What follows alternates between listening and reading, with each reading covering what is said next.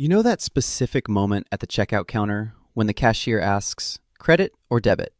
And you watch. Their face shift just slightly when you say neither. You're paying with a card that pulls straight from what you actually have. Nothing borrowed, nothing waiting to catch up later. No card you've never seen the real number on. No statement that arrives a month later with a stranger's version of what you spent, written in someone else's handwriting. You feel the register tap, the small mechanical confirmation, and you already know exactly how much less you have right now than you did 10 minutes ago.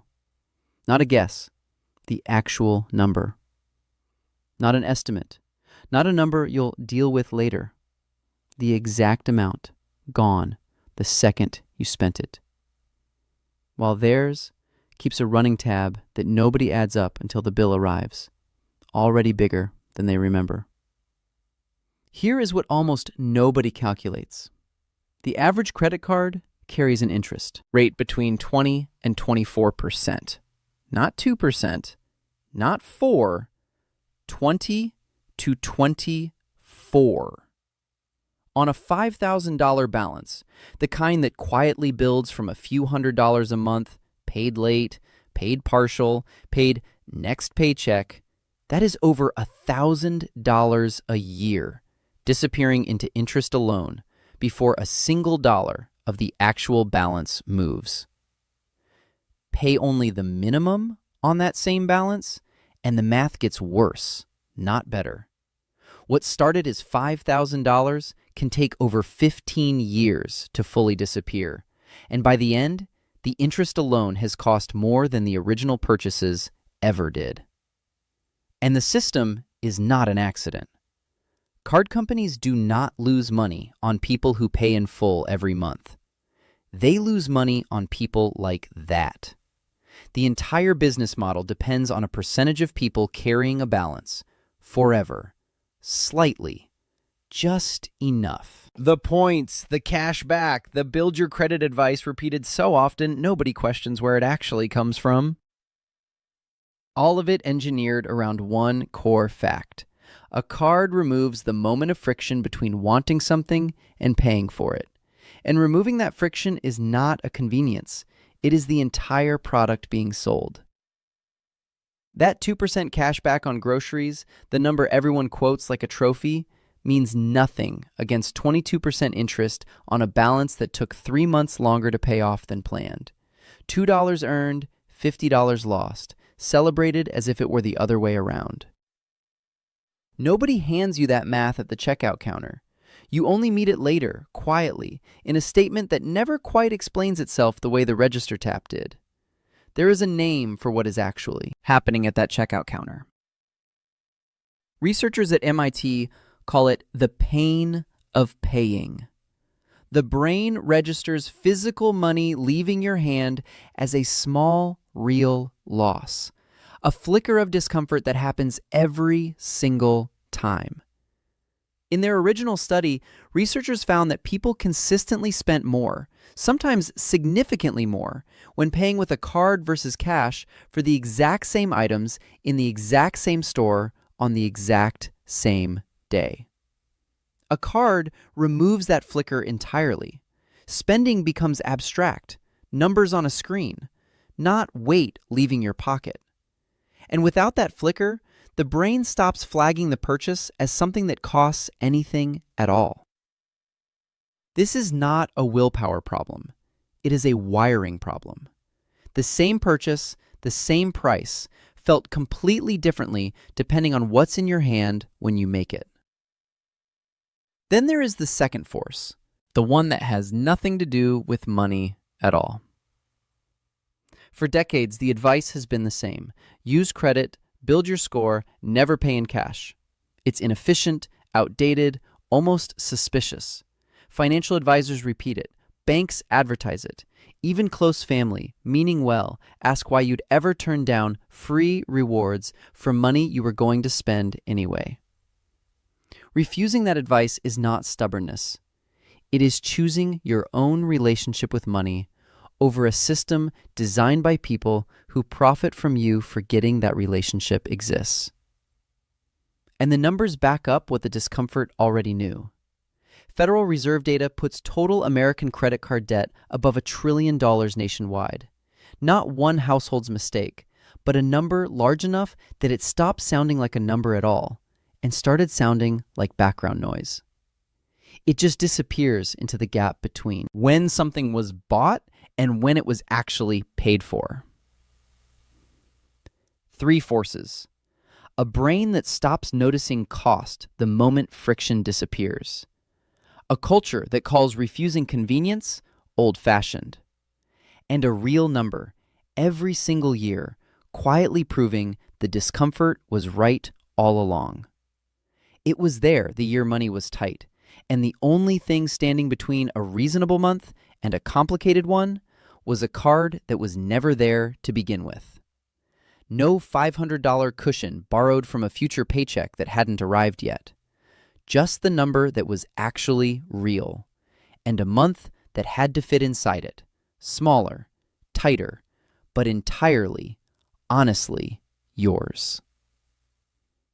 It was there the day a coworker described, almost proudly, a balance that had quietly followed them for 6 years, moved between cards, refinanced, managed, never gone. And the only response that felt honest was silence. Because there was nothing in that story to relate to, no shared language for what it was like to carry a number that never actually shrank. It was there the night, lying awake, running numbers that took 30 quiet seconds because there was only one number to run, the one in the account, not the one on a statement that wouldn't arrive for another 3 long weeks. It was there the trip everyone else put on a card to deal with later. The dinners, the souvenirs, the spontaneous upgrade nobody budgeted for, while the only real decision left to make was simpler. Can this actually be paid for today, or does it wait until it can? No future version of yourself quietly inheriting a bill the present version never had to think about. It was there in the specific, quiet confidence of never once wondering, even briefly, what something actually costs after the points, the rewards, the eventual interest are factored back in because the price on the tag has always just been the honest final price. These are not people who can't get approved for credit. Most of them could. Some of them have and closed the account anyway on purpose after watching what it did to how they thought about spending. They are the person who, asked why they don't just use a card for the points, gives a number instead of a shrug. Something close to this. I did the math more than once. The interest I'd risk paying if I ever slipped, even once, costs more than every reward I'd ever earn.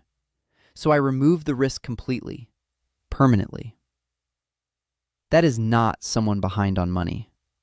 That is someone who looked at a system built to make spending feel weightless and decided weightless was exactly the problem. They feel every purchase, on purpose, because feeling it is the entire mechanism that keeps a budget honest. They are the person who checks a bank balance before checking a phone in the morning, not out of anxiety, but out of plain habit, the same way someone else might check the weather, just to know exactly where they stand before the day even starts. They are not impressed by a credit limit. A number a bank decided they could be trusted with says nothing real about what they've actually built, only what an algorithm, fed their data and nothing else, calculated it was willing to risk. And the next time someone calls it old-fashioned, even mockingly, that decision already has an answer ready. Now, finally, the objection. You're missing out on free money, the points, the cash back, the credit score. You're leaving all of it on the table. This is not about people who need credit to get through a hard month. If that's you, nothing here is meant to make an already difficult situation feel like a personal failure. This is about people who could use it and chose the harder, slower way on purpose. And the numbers carry far more weight than the objection ever assumes. The rewards are real, but they are always calculated on the spending you already planned, not on the spending the card itself quietly creates. The 2% back is never measured against the extra spending it encouraged without anyone noticing. And the credit score itself, the thing everyone insists you need, only matters the moment you want to borrow money. Someone who pays cash for a car, saves for a house, never needs the system's approval, has quietly made the entire scoring system irrelevant to their actual life. The people who never use credit cards are not avoiding a tool. They are refusing a tool that profits from them forgetting what they spent, simply because everyone else already carries one, without ever once checking what it actually costs. Here is what most people get backwards. The person being praised for good credit at that same dinner table built that score by carrying a small, manageable, perfectly calculated amount of debt, on purpose, every month, for years. The person without a credit card built nothing the system officially recognizes. No score climbing a chart. No card with a rising limit to show for the discipline. A credit card is not free money. It is a loan you forgot you took. Every swipe is a small promise to a future version of yourself.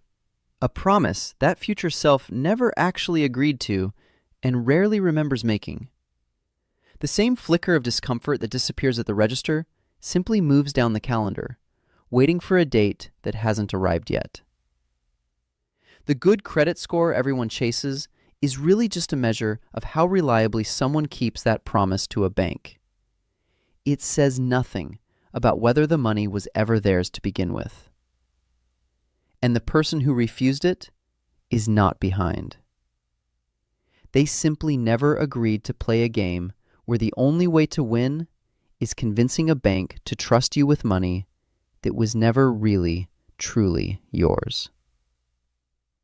There is a moment people who never use credit cards all describe in almost the same way. It is not the checkout counter. It is not the cashier's slight pause. It is months later, watching someone else open a statement, watching their face do the math in real time, the specific expression of remembering spending they had genuinely forgotten, and feeling nothing close to that confusion. Ever. Not because they track every purchase obsessively, because there was never a gap between spending and paying large enough to forget. The gap is the whole business model. 30 days of distance between the swipe and the bill, long enough for memory to soften, for the number to feel smaller than it actually was. The card was never the convenience. The convenience was forgetting you owed anything at all. 10 years from now, nobody asks what your credit score climbed to. They ask whether you ever once paid for something you'd already forgotten buying. Have you ever opened a bill and felt that specific jolt, spending you'd genuinely forgotten? What's the real reason you still carry a card? And has anyone ever made you feel like going without one was the wrong call? Drop it below. We read every single one.